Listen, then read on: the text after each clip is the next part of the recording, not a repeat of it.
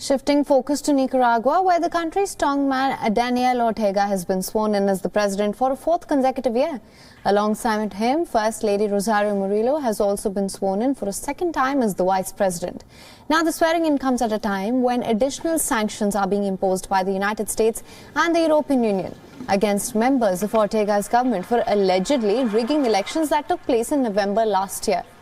Remember, on the 7th of November, Ortega was elected to a fourth term in office in an election that faced widespread criticism after potential opponents in the election were arrested.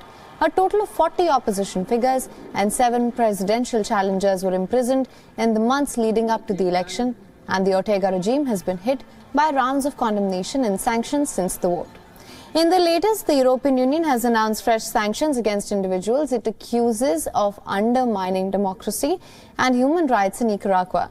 The sanctions are also being imposed on Ortega's daughter and son. They're both working as presidential advisors.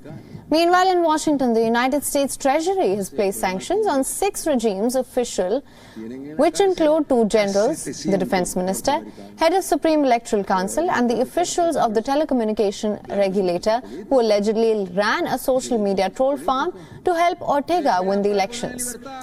U.S. Department of State, in a released statement, said, and I'm quoting here, "We today sanctioned 6 members of Ortega Murillo regime for currently serving as the officials of the government of Nicaragua." The statement further said, quoting yet again, "We're undertaking these economic sanctions and visa restrictions to promote accountability for the Ortega Murillo regime's escalating authoritarianism and abuses."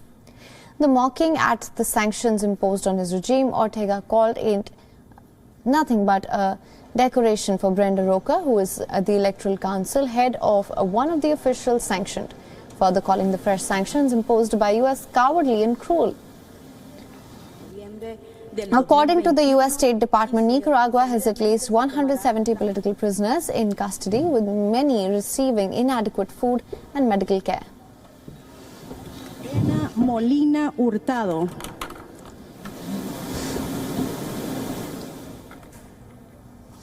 WION is now available in your country. Download the app now. Get all the news on the move.